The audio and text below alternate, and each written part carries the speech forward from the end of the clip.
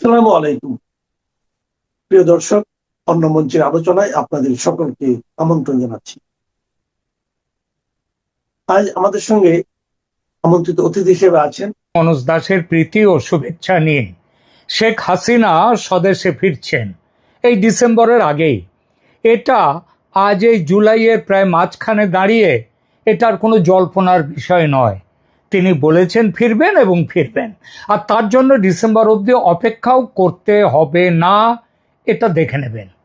প্রশ্ন উঠছে তিনি ফিরবেন ঠিকই, কিন্তু থাকবেন কোথায়? জেলখানায়, নাকি জেলের ভাত বেশি দিন না খাইয়ে ওপরে মানে আল্লাহর কাছে পাঠানোর চেষ্টা করবে বিএনপি সরকার এবং বিএনপির বন্ধু জামাত এনসিপি? তারা ফাঁসিকাট তো তৈরি করেই রাখা। এনসিপি জামাত মুখে বলছে এসব কথা, আর বিএনপি মনে মনে বলছে। তফাৎ এটুকুই। কিন্তু ব্যাপারটা কি এতটাই সোজা? শেখ হাসিনা ফিরবেন বলছেন, আর ভারত কি চুপচাপ সেগুলো শুনছে আর দেখছে? একদম নয়। ভারত জঞ্জাল সাফ করতে নেমে পড়ছে খুব শিগগির। খবর পেলাম পাক্কা। না, জঞ্জাল সাফ না বলে রাস্তা সাফ বলা ভালো। দেখুন, যুদ্ধের পরে দেখা যায় যে রাস্তাঘাটে সব মাইন পুঁতে রাখা হয়েছে, বিস্ফোরক রাখা হয়েছে, এমনকি সমুদ্রের নিচেও সেখানেও পর্যন্ত বিস্ফোরক পুঁতে রাখা হয় যাতে জাহাজ না আসতে পারে। তো সেসব বিস্ফোরক, বোমা বা মাইন পুঁতে রাখা আছে শেখ হাসিনার ফেরার পথেও, মাটির নিচে, কারো চোখের আড়ালে। সেসব বিস্ফোরক, মাইন, বোমা তুলে নিষ্ক্রিয় করে দিতে হবে আগে, মানে তাদেরকে খতম করে দিতে হবে। তারপর ফিরবেন শেখ হাসিনা, আর সেই কাজটা করে নিতে হবে এই অক্টোবরের মধ্যেই। আর একটু ভেঙে বলি, মাটির ভেতরে পুঁতে রাখা এইসব বিস্ফোরকের পরিচয় এরা বাংলাদেশি বেশিরভাগই নয়, অন্য রাষ্ট্রের মানুষ। তবে বাংলাদেশে একেবারে নয় তা নয়, পাকিস্তানি বা তুর্কি বা আমেরিকান তারা। হ্যাঁ, আমেরিকানরাও হাসিনার চলার রাস্তায় পুঁতে রাখা মাইন হয়ে ছড়িয়ে আছে। কিন্তু বাংলাদেশের হাসিনা পরবর্তী শাসন তারাই চালিয়েছে বকলমে এবং এখনো চালাচ্ছে। সেটা ছাড়ে, এতে মুখে যতই প্রেম দেখাক না। 24শে আগস্টের আগে তারা সক্রিয় ছিল হাসিনার পতন ঘটাবার জন্যে, আর এখন তারা সক্রিয়, তারা মানে আমেরিকানরা, বর্তমান জমানাকে বাঁচিয়ে রাখার জন্য। 24-এর আগে সাফ সাফাইয়ের অনেক কাজ তারা করেছে। আন্তর্জাতিক কূটনীতি যতটা দেখা যায় চোখের সামনে, তার চেয়ে অনেক গুণ লুকিয়ে থাকে চোখের আড়ালে। হিমশৈলের জলের ওপরের ভাগ আর জলের নিচের ভাগ যেমন, অনেকটা তেমনই এই নিচের ভাগে থাকে কাঁটা। সেই কাঁটাগুলো সরাতে হবে, বিস্ফোরক সরাতে হবে, সেই কাজ। যার পোশাকি নাম হচ্ছে কি এই কাঁটা সরানোর? গুপ্ত হত্যা। হাসিনা যখন ক্ষমতায় ছিলেন তখনও হয়েছে গুপ্ত হত্যা। মানে হাসিনা করেননি, করেছে কারা বলছি। আপনাদের কি মনে আছে রূপপুর পারমাণবিক কেন্দ্রে একের পর এক রুশ কর্মী, অফিসার, প্রকৌশলীদের টুপ টুপ করে মরে যাওয়ার সেসব কথা? এক আধজন নয়, 2024-22 থেকে 2024-এ হাসিনার ক্ষমতায় থাকা পর্যন্ত 1.5 বছরে এবং তারপরে মোট প্রায় 14 জন রুশ প্রকৌশলী মারা যান। আর মৃত্যুর কারণ কি? Stroke, suicide. 26-27 বছরের তরতাজা যুবক সব, আর তাদের মধ্যে কিছু একটু বেশি বয়সেরও আছে, 50, 55, 45 এরকম আছে। তাদের সবার হৃদরোগে মৃত্যু। বাত কুছ হজম নেই হওয়া, তাই না? দেখুন, বাংলাদেশের যমুনা টিভি 6 ফেব্রুয়ারি 2022-এ একটি খবর দিচ্ছে, দেখতে পাচ্ছি গুগল ঘেটে, যে রূপপুর পারমাণবিক বিদ্যুৎ কেন্দ্রে কর্মরত আরও এক রুশ নাগরিকের রহস্যজনক মৃত্যু। কে দিচ্ছে? বাংলাদেশের একটি পত্রিকা, বাংলাদেশের একটি সংবাদ মাধ্যম যমুনা টিভি। কবে? 6 ফেব্রুয়ারি। আর খবরের মধ্যে তারা লিখছে, বলছে পাবনার রূপপুর পারমাণবিক বিদ্যুৎ কেন্দ্রে কর্মরত আরও এক রুশ নাগরিকের মৃত্যু হয়েছে। রোববার 6 ফেব্রুয়ারি 2022 দুপুরে এই ঘটনা ঘটে। এ নিয়ে গত 8 দিনে, খেয়াল করবেন কথাটা, এ নিয়ে গত 8 দিনে রহস্যজনক কারণে 5 রুশ নাগরিকের মৃত্যু হলো। এসব মৃত্যু কি এমনি এমনি হয়েছে বলে মনে করছেন, নাকি এমনি এমনি এরকমভাবে কেউ মরে এতগুলো মানুষ একসাথে? হয় না এরকম। এ সবই আন্তর্জাতিক শক্তির চোখের আড়ালের খেলা। রূপপুর পারমাণবিক বিদ্যুৎ কেন্দ্রের গুপ্ত হত্যার খেলা যে শেষ হয়েছে তা নয়। অতি সম্প্রতি এই কদিন আগে 27শে মে বাংলাদেশের এক পত্রিকা, কবে, এই কদিন আগে, 1.5 মাস আগে, 27শে মে বাংলাদেশের এক পত্রিকা সবার দেশ লিখছে, এটাও গুগল ঘেটে পেয়ে গেলাম, রূপপুর প্রকল্পে কর্মরত রুশ নাগরিকের রহস্যজনক মৃত্যু। এবং সেই খবরে আরও লেখা হচ্ছে, গত 1 মাসে মোট 4 জন রুশ নাগরিকের অজ্ঞাত কারণে মৃত্যু হয়েছে। সরকারের মুখে কুলুপ। তবে একটু কান পাতলে শোনা যাবে, রাশিয়াকে বাংলাদেশ থেকে হাত গুটিয়ে নিতে বাধ্য করার জন্য পাকিস্তান ও আমেরিকার যৌথ প্ল্যানে মরছে একের পর এক রুশ কর্মী।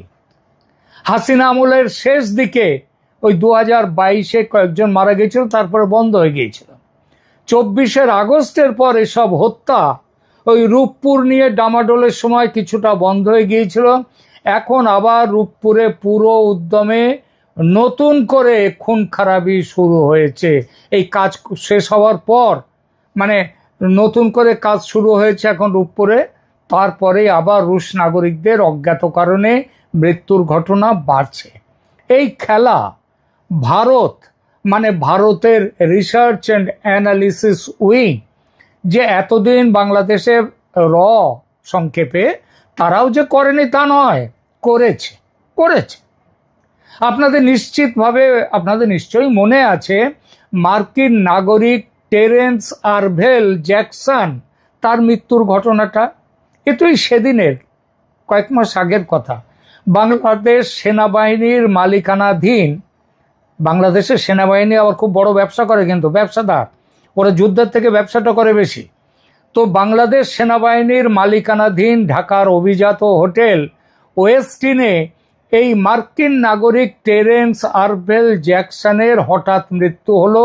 পরদিন সকালে তার ডেড বডি আবিষ্কার হলো, এবং সেই ডেড বডি খবরটা বাইরে বেরোতেই মার্কিন দূতাবাস একেবারে ছুটে এলো পুলিশ আসার আগে, এবং কোনো রকম ময়না তদন্ত ছাড়াই পুলিশকে দেহ হস্তান্তর করতে বাধ্য করেছিল।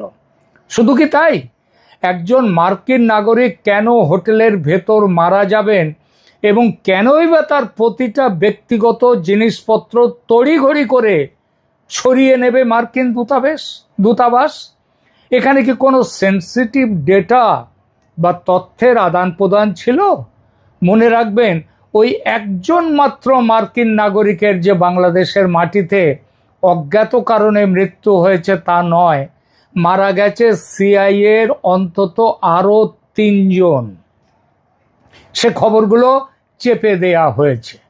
শুধু যে মার্কিন নাগরিকের রহস্য মৃত্যু হয়েছে তা নয়, রাজধানীর গুলশানের একটি অভিজাত হোটেলে আহমেদ খান, যার বয়স 38, ওই নামের আহমেদ খান নামের এক পাকিস্তানি নাগরিকের রহস্যজনক মৃত্যু হয়েছে গত 25 নভেম্বরে। তিনি চট্টগ্রামের কর্ণফুলী ইন্ডাস্ট্রিয়াল এলাকার একটি টেক্সটাইল মিলে কাজ করতেন। এটা ঢপ, ওই লোক দেখানোর জন্য একটা টেক্সটাইল মিলে কাজ করতেন। তিনি গুলশানের অভিজাত হোটেলে এসে থাকবেন, এত টাকা মাইনে পেতেন তিনি। তো প্রাথমিক তদন্তে হৃদরোগে মৃত্যুর কথা বলা হলেও সাম্প্রতিক ভূরাজনৈতিক প্রেক্ষাপটে তার এই মৃত্যু নিয়ে নিরাপত্তা মহলে গভীর সন্দেহের সৃষ্টি হয়েছে। এই খবর দিচ্ছে কে? আমরা নই, বাংলাদেশের কালবেলা পত্রিকা। এছাড়া চট্টগ্রামের কর্ণফুলী ইপিজেডের একটি প্রতিষ্ঠানে কর্মরত ফায়াজ আহমেদ নামের আর এক পাকিস্তানি নাগরিক অসুস্থতার কারণে ঢাকার একটি বেসরকারি হাসপাতালে ভর্তি হন এবং চিকিৎসাধীন অবস্থায় তারও মৃত্যু হয়। এই দুটো মৃত্যুর ক্ষেত্রেই মরদেহের কোনো পোস্টমর্টেম হয়নি, পুলিশ কোনো তদন্ত করেনি, আর পোস্টমর্টেম এবং তদন্ত ছাড়াই ছেড়ে দেয়া হয়েছে মরদেহ তাদের আত্মীয়ের কাছে, তারা পাকিস্তানে নিয়ে চলে গেছে। ব্যাপারটা সন্দেহজনক নয় কি? পোস্টমর্টেম হলে জানা যেত এসব মৃত্যু আদৌ স্বাভাবিক নয়। তখন খোঁজ পড়ত কে খুনি তার, কেনই বা খুন। কেঁচো খুঁড়তে কেউটে বেরিয়ে আসতো। সে ঝুঁকি নেয়নি দেশের সরকার। শুধু আমেরিকা ও পাকিস্তান বা সিআইএ কিংবা আইএসআই নয়, তুরস্কের সামরিক চরের একাধিক চরের মৃত্যু ঘটেছে সম্প্রতিকালে বাংলাদেশে। এসব খুনের পেছনে কে? আমি জানি না। তবে বাংলাদেশের ভেতর থেকে ওয়াকিবহাল মহলে কান পাতলে শোনা যাচ্ছে যে যে সংস্থাটির নাম এর পেছনে, এই মৃত্যুর পেছনে, তার নাম রিসার্চ অ্যান্ড অ্যানালিসিস উইং, ভারতের সরকারি গোয়েন্দা সংস্থা। এবার অবশ্য এই গুপ্ত ঘাতকের তালিকায় এর সঙ্গে যুক্ত হয়েছে আরেকটি সংস্থা। বাংলাদেশে আশ্রয় নিয়েছে হামাস, এই কথা বলেছেন কয়েকদিন আগে নয়াদিল্লিতে থাকা ইসরায়েলের রাষ্ট্রদূত। তিনি বলেছেন যে হামাস ইসরায়েলের তাড়া খেয়ে মধ্যপ্রাচ্যের কোনো দেশে থাকতে পারছে না, তারা ছড়িয়ে পড়েছে এবং তাদের একটা বড় সংখ্যা এসেছে পাকিস্তান এবং সেখান থেকেও এবং বাংলাদেশে। তো হামাস জঙ্গিদের নিকেশ করার লক্ষ্য নিয়ে ইসরায়েলের গোয়েন্দা সংস্থা মোসাদ এসেছে এবং হাত মিলিয়েছে এর সঙ্গে। শুনতে পাচ্ছি এই দুই সংস্থা মিলে একটা খতম তালিকা তৈরি করে ফেলেছে যারা এই মুহূর্তে বাংলাদেশে আছে এবং সেখানে ভারত বিরোধী কাজকর্ম শুরু করছে। তাদের প্ল্যানের মধ্যে আছে শেখ হাসিনা ফিরলে তার ফেরার পথে বিস্ফোরক বা মাইন সেগুলো রেখে দেয়া হবে। এই রাখার ভারটা কাদের ওপরে পড়েছে? পাকিস্তান, তুরস্ক এবং আমেরিকারও এইসব সংস্থার ওপর, যারা গুপ্ত ঘাতক হিসেবে এখন রয়েছে বাংলাদেশে, এবং তাদের উপরে কাজ আছে শেখ হাসিনাকে খুনের দায়িত্ব। তাদের ব্যবস্থা আগেভাগেই করে ফেলবে এবং মোসাদ। আর বুঝতে পারছি আমেরিকার নাম, সিআইএর নাম এই তালিকায় আছে জেনে আপনি হয়তো অবাক হয়েছেন, কিন্তু অবাক হওয়ার কিচ্ছু নেই। বর্তমান বিশ্বের রাজনীতি এবং কূটনীতি একই সঙ্গে সাপ এবং ব্যাঙের গালে একসঙ্গে চুমু খায়। আর আমেরিকা তো এই একই সাথে সাপের গালে এবং ব্যাঙের গালে চুমু খাওয়ার ব্যাপারে একেবারে বেজোড়। তাদের আমেরিকার কোনো তুলনা নেই, তাই না? এই হিট লিস্টে বাংলাদেশের কেউ কি আছে? আমি আগেই বলেছি পাকিস্তান, তুরস্ক, আমেরিকা, তাদের লোক রয়েছে এই হিট লিস্টে এবং মোসাদের। মনে রাখবেন, মোসাদ ইসরায়েলের গোয়েন্দা সংস্থা। তারা কিন্তু ইরান যুদ্ধ নিয়ে আমেরিকার মনোভাবে বেশ ক্ষুব্ধ এবং নেতানিয়াহু বলেছেন যে তারা একটা স্বাধীন রাষ্ট্র, আমেরিকা যা বলবে সেই ডিকটেট মেনে চলবে না। তারা তাদের নিজেদের স্বার্থ দেখেই চলবে। আর সেজন্যেই এর কাছে এসে জুটেছে এখন মোসাদ। এবং বাংলাদেশের যে এই বিদেশিদের সাথে এই হিট লিস্টে রয়েছে বাংলাদেশের মৌলবাদী এবং সন্ত্রাসীরা। তাদের জন্য এবং মোসাদের খতম প্রক্রিয়া একযোগে চলবে। কারণ ভারতও মনে করে যে বাংলাদেশের পরিস্থিতির দায় এই মৌলবাদীদের।